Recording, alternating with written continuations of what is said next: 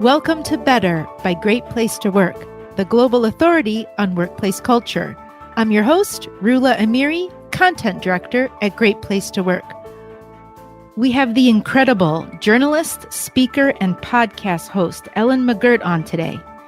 This is a personal episode where Ellen and I talk about caretaking, the challenges of being part of the sandwich generation, and what employers can do to help caregivers, who are the fastest growing employee identity group in the U.S. I'm very thankful to Ellen for her vulnerability in sharing her experience. I hope that we normalize conversations like this so we can better help each other.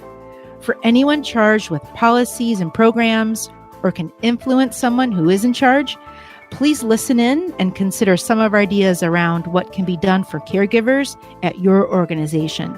And of course, for any caregivers who listen in, we hope this episode is of some comfort. Ellen McGirt, welcome to the podcast. I'm so happy to be here with you. Thank you for having me. I'm so happy to have you on. You've been a journalist for 20 plus years. Yes, my gosh. A podcast host, author, speaker. You've written for Time. You've written for Fast Company, most recently Fortune. And now you're editor-in-chief of Design Observer, an independent media company. That's an extremely impressive bio. Oh, thank you. But something we can't learn from your bio is you're a former caregiver and member of the sandwich generation, meaning you took care of an older parent while taking care of children of your own. And that's what I want to talk with you about today, because I don't think we talk about caregiving enough in general, and definitely not enough in the context of the workplace. So let's change that today. And bless you for taking this on. And I just want to begin by sending a heartfelt message to anyone who's listening to us today, whether you're on your commute, whether you're doing a self-care walk, wherever you're hearing our voices. If you're in the middle of this journey or beginning this journey or ending this journey, we love you and we here for you. To begin, I'd love for you to describe the type of caretaking you were doing. For how many family members? What type of care did they require? Were you going back and forth between homes? Are you working full time? Just kind of set the stage for us. The work began in earnest for 3 vulnerable adults. My elderly mother, was living with her husband, Chad, who had Parkinson's, and my older half sister, who just needed to be part of a family home. She was struggling with addiction. She was struggling with mental health disorders. And for a while, that arrangement made sense. And then my mother slipped and fell and broke her hip. And I moved down to Florida, working full time, shaky Wi-Fi at the retirement village. It's like really sweating that out. And she managed to get through it relatively well and managed to get back home in about 6 weeks, where she could walk with a walker and be in command of her home, which was important to her. And we did have a housekeeper that we relied on. And I went back to my life. And then the following year, just as the pandemic began, she slipped and fell again and broke the other hip. And that's when everything fell apart. Yeah. I'm a former caretaker myself. Tell me. And you can't fully understand what it's like until you become one, just like anything in life. Yeah. It's not easy. I mean, it's grueling. It can be grueling. You're managing the care of someone else. If it's a parent, you're parenting your parent, yes, which can be emotional and difficult. You're usually managing other caretakers or extra help because it's not enough if it's just you. You have doctor's appointments, transportation to and from, which is not easy, insurance, Medicare, billing, usually then on top of a job and on top of caring for children of your own. You've described it as feeling like the loneliest place in the world, and being a person of color makes it even more complicated. Yes. Tell me a bit about that. So for my situation was unique, as all situations are unique, but I am the Black child in a white family. My mother is white, my father was Black, so this part of my family was entirely white. So I show up with the daughter's voice, and the checklist and the, trying to be efficient about it. Yeah. And every single person, when they first meet us, whether it's a doctor or a priest, my mother was at a Catholic rehab facility, every single person mistook me for the help. And I mean the help, like the aide or the housekeeper or something. And I'll tell you, I was mistaken for a bedside aide so often at my mother's rehab facility when I was allowed to go. They gave me a parking spot in the employee parking lot, which was like because you were staff. Right. And because I would just start to help out. These were all immigrant women. I'm South Florida. They're all immigrant women. Mm-hmm. They speak a variety of languages. They're working lots of jobs, and they're trying to educate themselves to get to the next thing. And suddenly I'm joining them as, the other. It was exhausting, but also illuminating. I remember when you're a caretaker, don't you feel like you become an expert? Like, oh, I could be a physical therapist. I know. I've done exercises. I could be a nurse's aide. You just, you jump in and do other jobs because they need to be done. Right. You do. I'm a medical billing expert. I'm a logistics expert. I can work Medicaid like any. But, the other thing is, I don't know if you found this was true for you. Mm-hmm. I felt I was adopting an expert's voice just to cover up the fact that I was terrified that the next thing that came up, I wasn't going to be able to manage. Mm-hmm. Oh, I can completely relate to that. I was in Chicago. So I live in Chicago, and my dad lived in Ohio. So I was going back and forth. Oh, my goodness. Just constantly for a period of about 3 years. And I was in Ohio so much, they just assumed I lived there. Right. That I was a local, because I'm always in the medical equipment place, the rehab facilities, because I was there. I mean, I really was. I was there more than I was in Chicago. And it's like, you feel like you are living a double life, a parallel life. It's a lot. And you feel isolated. You do feel lonely, even though, this country's in a caregiving crisis. There's a shortage of caregivers. 1 in 5 Americans are unpaid caregivers. 1 in 3 have to leave their jobs to take care of an ailing family member. And the people who can't leave, most have to leave their jobs early, can't take on additional projects. So their careers are up for promotions, visibility, that's harmed. Of course, that impacts businesses, productivity, revenue. No one wins, so we all need to do better. What are some ways workplaces can better support caregivers today? What would have made a difference for me, and I'm guessing would make a difference for other employees as well, is normalizing caregiving conversations to include older relatives, to include vulnerable adults. It gets into very tender territory quickly, and I appreciate that people don't like talking about it. But the amount of dignity management you have to take on as a caregiver of a vulnerable adult is something that no one prepares you for. And it's classes, seminars, information, support groups, an ERG, a pop-up ERG style of gatherings that can help people manage the emotional side of it. Because the tactical tips, I started as a service journalist. Money Magazine, the world's most boring but useful magazine, just helping people get from here to there in their financial lives. I can give you a checklist. I can tell you the things to ask a medical provider, but without the emotional piece. Especially for vulnerable adults, you're preparing them to lose capacity in the world. It changes your relationship with them. And if you have nowhere to go with that, particularly when we're working from remote locations so much, I lived in just fear. For a while, my mother was still mobile, and she was really losing her capacity to think, and her personality was greatly changed. She had 2 falls and hit her head twice. That she was going to show up behind me on a scooter while I'm talking to one of the senior leaders that I routinely interview for my work. And I tell you, if they're not a great place to work company, they're going to be like, who is that lady behind you? You want to be able to know that you're plugging into a workplace ecosystem that is prepared to support you in at least talking through the human side of caregiving. Most workplaces are not. They're not. And if not that, then flexible time off, no questions asked. Like a flexible schedule can change everything for people.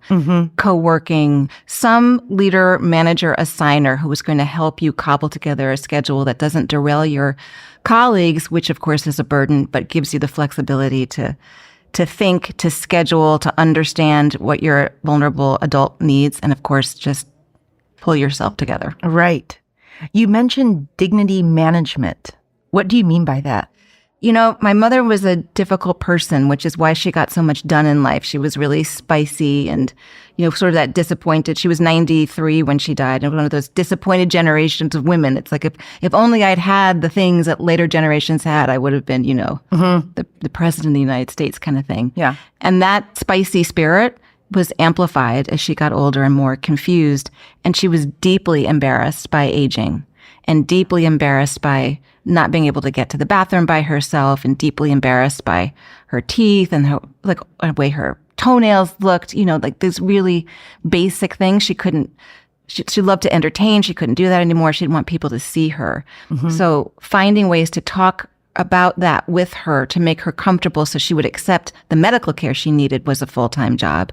And then also finding the providers who could help her with all of those things and maintain her dignity.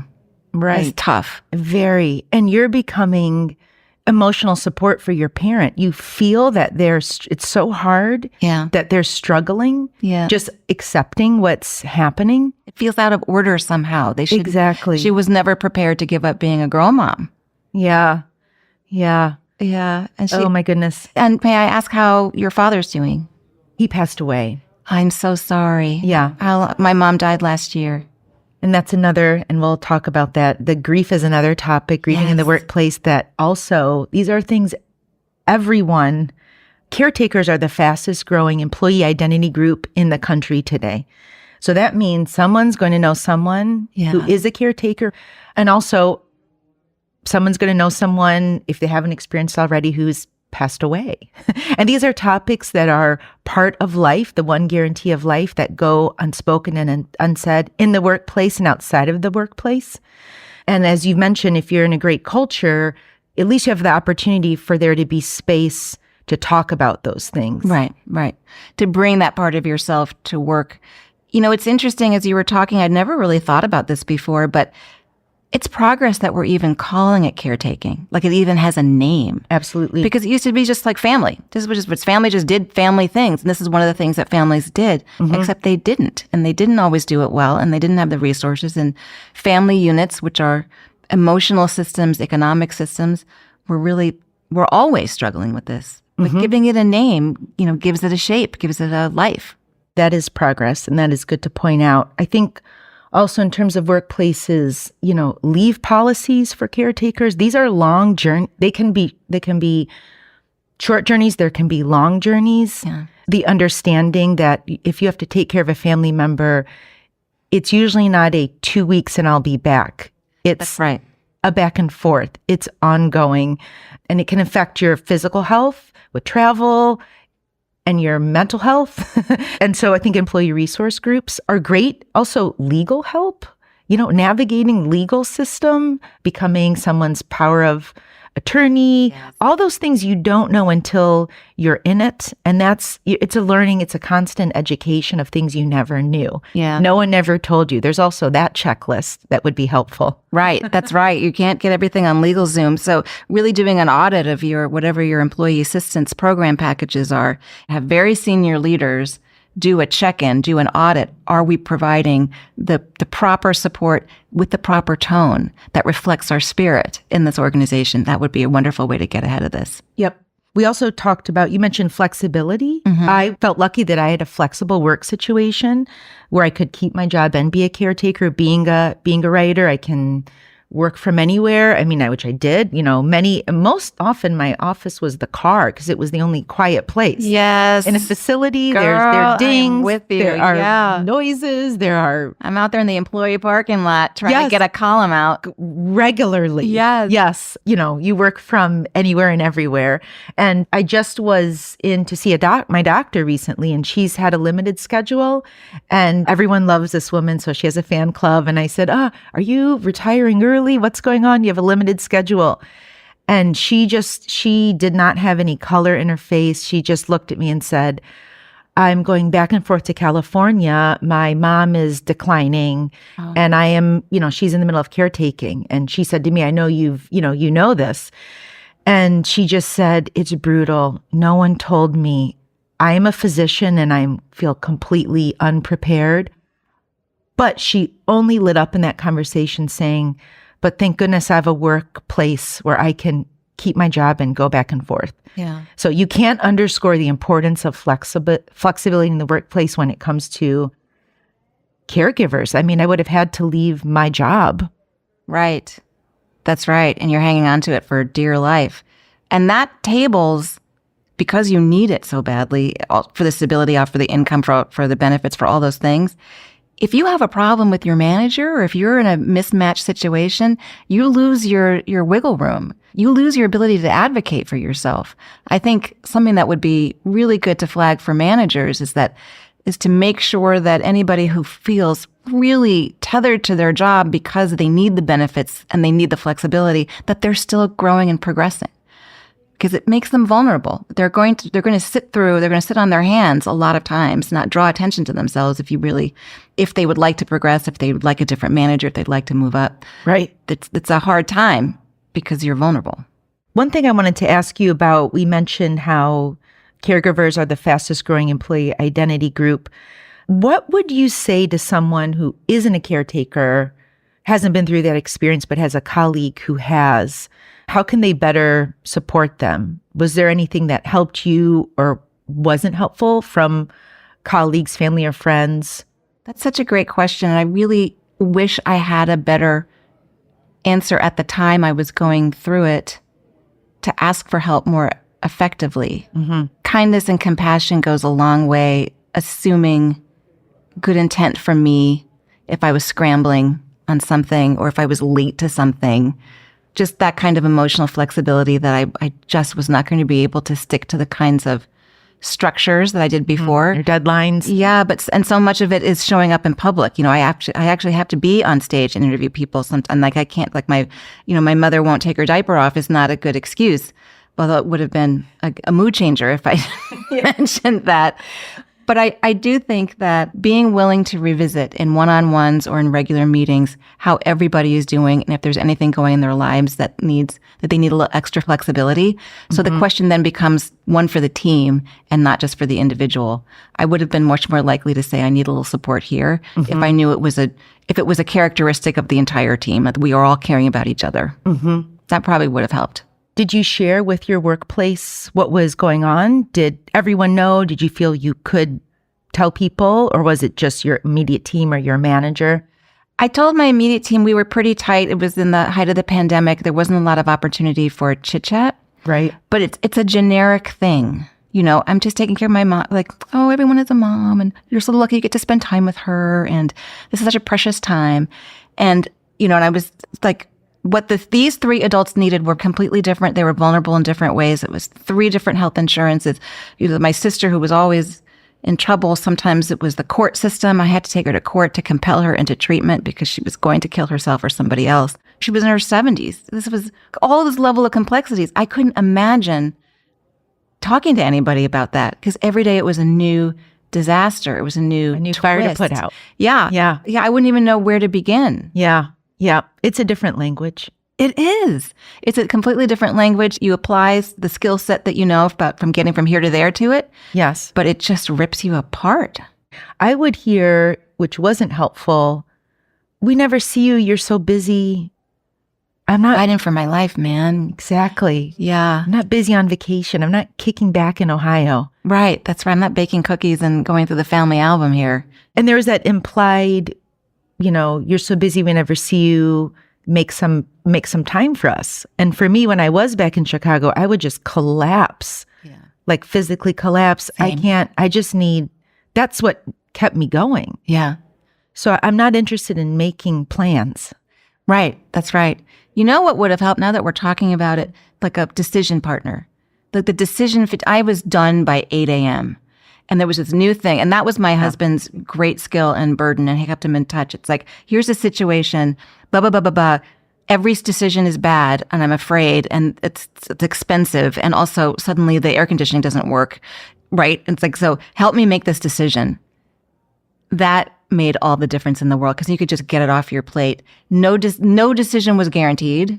Right. There was no decision. Right. But you just needed to make one. That's an excellent point. In this situation, there is no right decision. Answers aren't clear. Yep.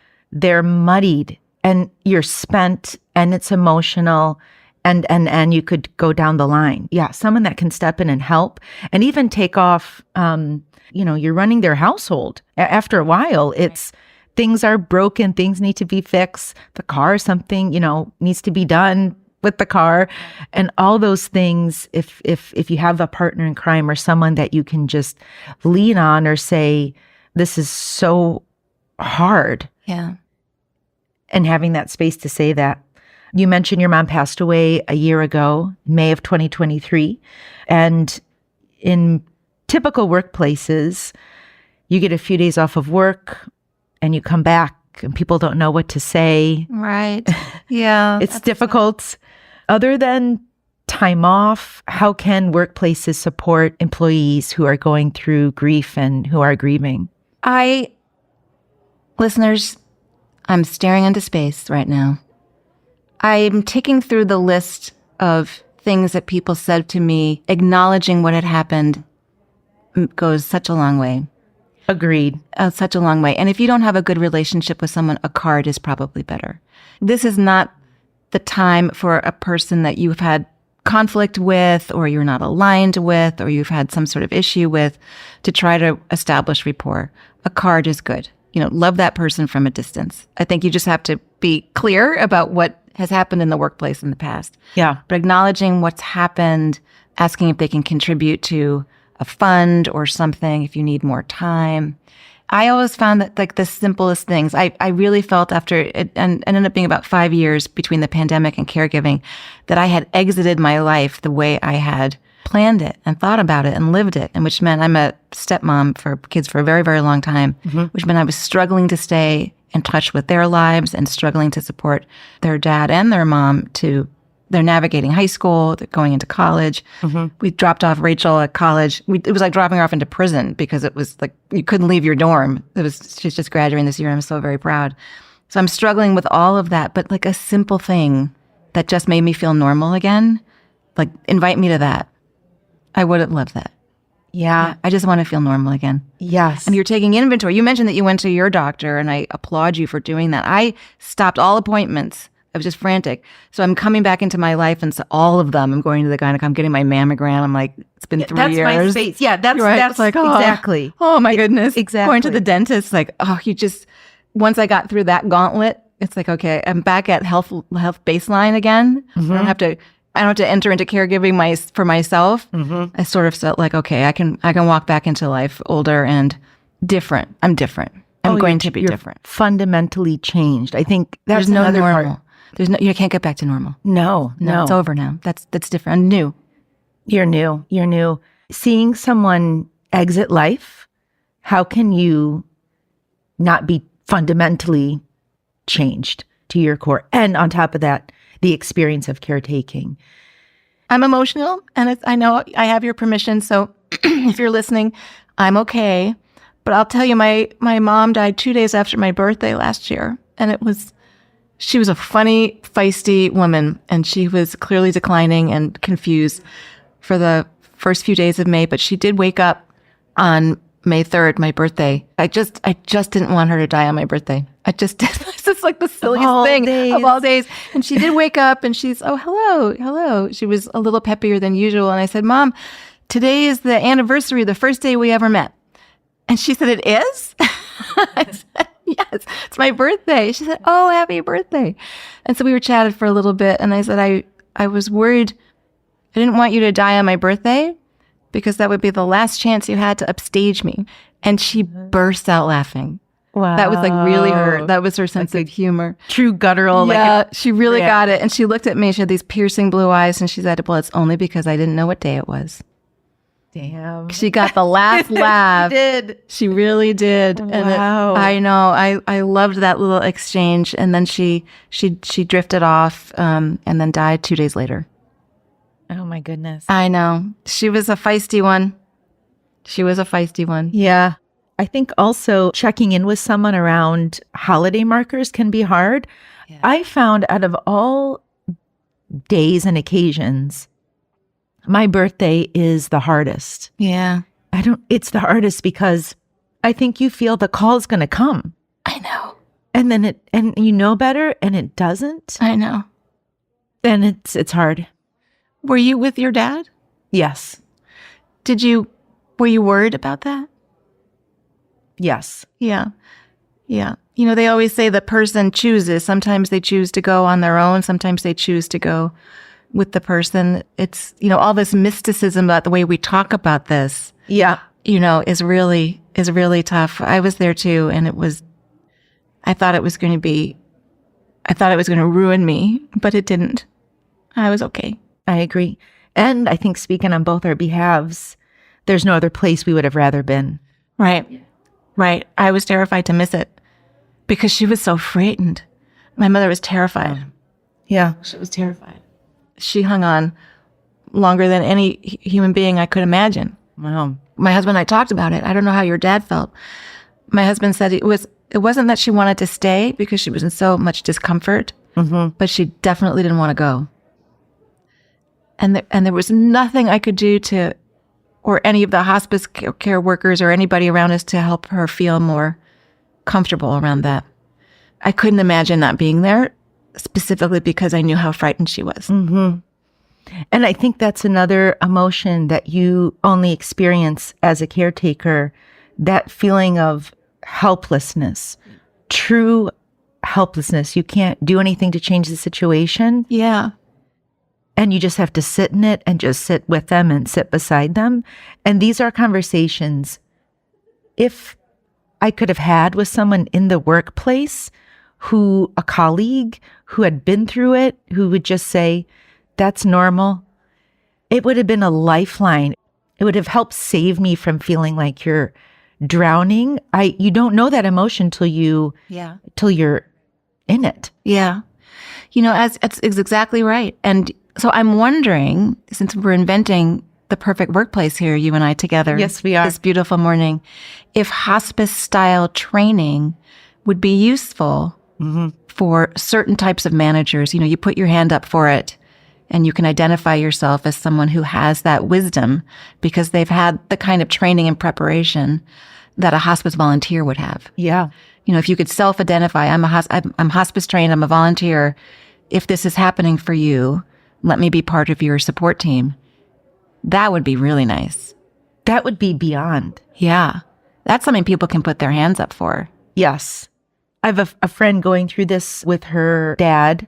She lives in the Twin Cities. Her dad is in Ohio. And she was saying she feels very isolated and alone in the workplace. And by happenstance, she was talking with a colleague who was asking her why she's going back and forth so much. She said, oh, my dad's sick. And her colleague had been through a caretaking journey. She had no idea. And it just never came up. How would she have known? Yeah. And so that's become her kind of de facto hospice care support. Yeah. That she has someone, and she said nothing's gotten any easier. And matter of fact, things are more complicated. But she said, I have someone who understands this world, who can navigate it. Right. That's right. It can help you pre-mortem certain stages, certain activities. Here's how you advocate. I welcome the opportunity to do that for others. And I know that anybody who's been through like anything that's hard, we welcome the opportunity to here's how you apply for a mortgage. Here's how you pick your, here's your specialty healthcare plan. We welcome the opportunity to do that. And I think finding ways for people to self-identify and make them available. You know what else would make a really big difference now that we're chatting about it? Remember a couple of years ago when Chuck Robbins at Cisco was moved by the news of the death by suicide of Anthony Bourdain and Kate Spade in a row? And he asked the senior team, because this a thing that could possibly be happening, could people be suffering and I not know it? And he wrote a letter to the organization flagging this and asking people to reach out if they needed help. And he got flooded, and it changed the way the organization dealt with mental health amidst their completely changed ecosystem. It's a great story. If a very senior person, respected senior person, makes the same disclosure about caregiving, about hospice, I think grief, mourning, because so much going on in the world. Grief and mourning are different things. They live in different parts of your body, and they're triggered by different things. They're triggered by things in the news, conflict and death. It's terrible. I think a very senior person triggers this conversation in the workplace with a disclosure, with a concern, and see what pops up. And I think you're going to see new training, new conversations, new talking points, and new volunteers, and maybe even new staff positions around it. That's an excellent point. If nothing else, being vulnerable and sharing from a leader, because that is being vulnerable, that is vulnerability. And also, in terms of manager training, even in the check-ins, if you know someone who's lost someone on those holiday, we know their heart, their change, just acknowledging that. Yeah. And people think, I want to give someone their space. I don't want to be intrusive. It's just care. Yeah. It's saying, I hope you're doing okay. I'm here if you ever want to talk or not, but I'm acknowledging your life has changed. Mm-hmm. This Thanksgiving is going to be different for you and your family. Yes. Yeah, the hospice care. I got a hand-signed note from the hospice team 2 days before the anniversary of my mom's passing, which was last week, just a few days ago. I was so moved by it because I was a coiled spring.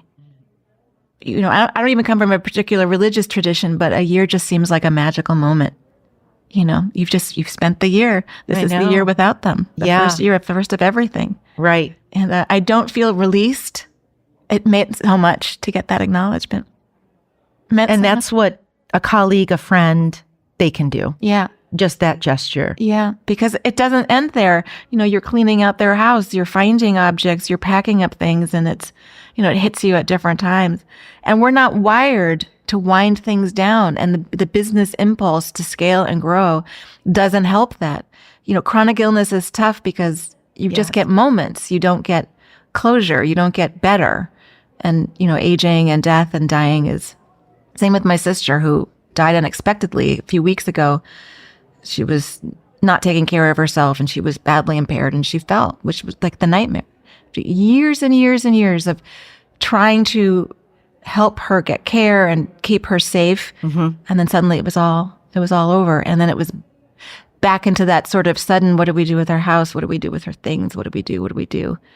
I joined the reality that lots of people face, that chronic illnesses and death and decline just run counter to my instincts, which is to fix and improve, prop back up, celebrate, and move on. That's how we're all wired. Yeah. This changes that. Yeah. Yeah. It's the exact opposite of that. It is exact opposite of that. And that we are part of a conversation about our own mortality too. That's another layer. It is. That's another layer. It is. It is. No wonder everybody wants robots and AI. Having human beings around is complicated. Yes.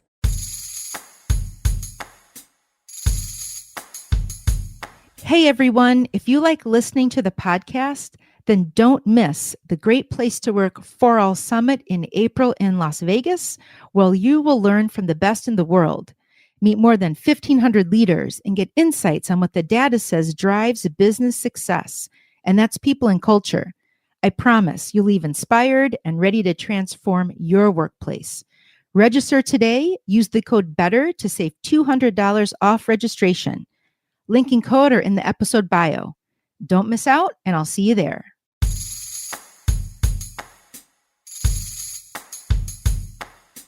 I'm going to close by coming back to your bio, which said to ask you about fly fishing. And if you can believe it, this is the second time fly fishing has come up on this podcast. Are you serious? I had Brittany Howard on, the Grammy Award-winning musician. I missed that one. I'll send it to you. I will. And when I asked her how she creates a sense of well-being for herself, she said fly fishing. Fly fishing is absolutely amazing. It's absolutely what am I missing?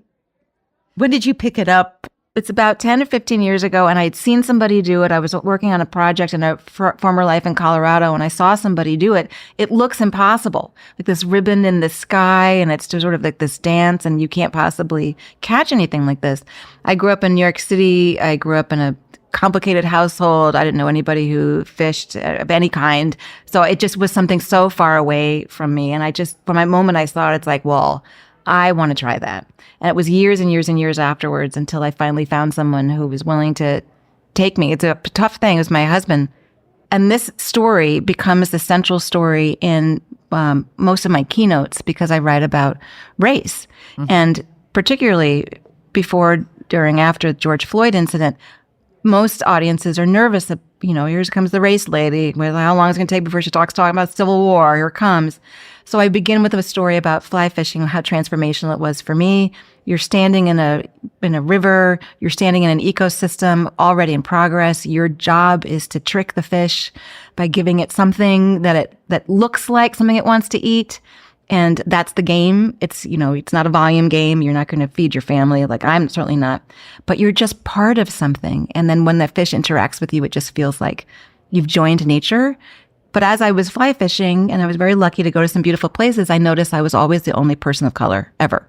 Not even a park ranger, not even a guide, like not even someone driving by. And the joke I make is that once I was at a tiny little brew pub in a very small town in Montana, and I saw a black man behind the bar. We met eyes, and we both thought the other one was in witness protection.